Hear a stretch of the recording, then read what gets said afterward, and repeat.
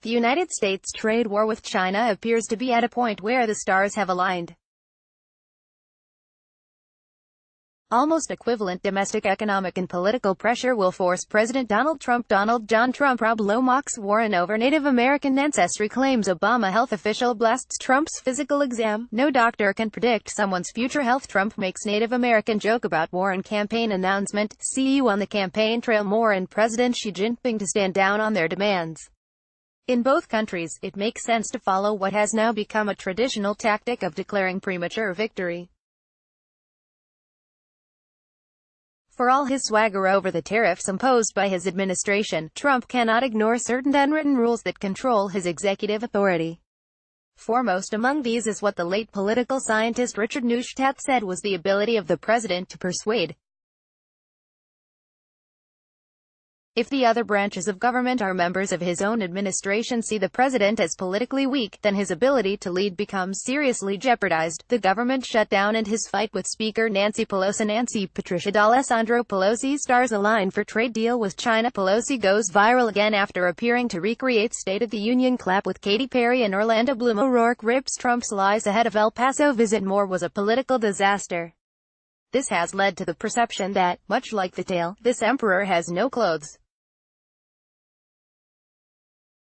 On top of his devolution of power is the special counsel investigation and the subpoena power of the Democrats, who have control of the House of Representatives. Trump needs a big win to regain power in Washington. So what easier way to win than to declare victory in the trade war that most Americans do not understand?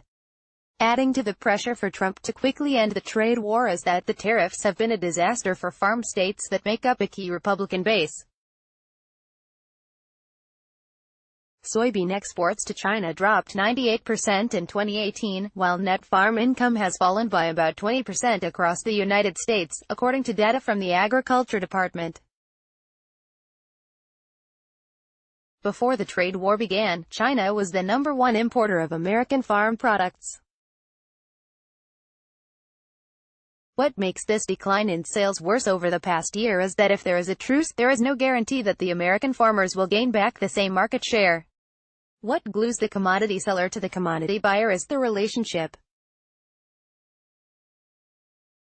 Because of the trade war, Canada, Argentina, and Brazil have not only replaced the United States in agriculture exports to China, they have also demonstrated their strong reliability as suppliers. For the American steel industry, the tariffs have been at best problematic. Steel prices are back to levels before the tariffs. Because of automation, there has been no increase in labor. The ultimate business pressure on Trump, however, comes from large American corporations. Keep in mind that China is the largest market for General Motors and the third largest market for Apple. Moreover, Starbucks opened a new store in China every 15 hours last year. If Trump had carried out his threat to increase tariffs on products imported from China to 25%, one of the few options that Xi has left is to go after American corporations doing business in China. Ironically, Xi is under similar political pressure to declare victory through a truce. In basic economic terms, China has not suffered.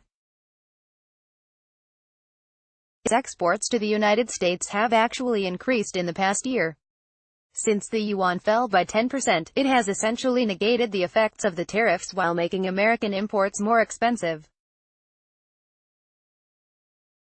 Even if the yuan had not fallen, it is estimated that the 10% tariff on Chinese exports would only have affected its gross domestic product by as little as under 1%.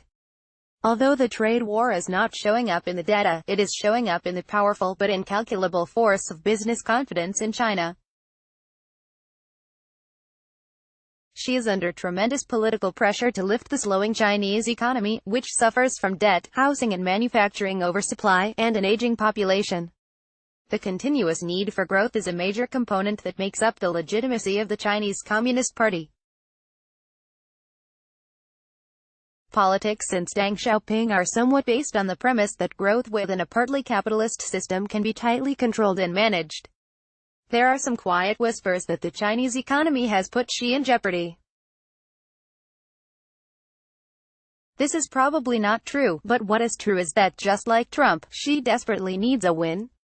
A truce on the tariffs will certainly not resolve the structural problems of the Chinese economy, but it will reinforce the image of Xi as a leader and possibly reignite the elusive force of business confidence.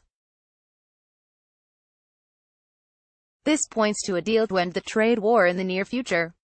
Edward Goldberg is a professor of economics at the New York University Center for Global Affairs and author of The Joint Ventured Nation, Why America Needs a New Foreign Policy. His next book is Why Globalization Works for America, How Nationalist Trade Policies Will Lead Us to Ruin.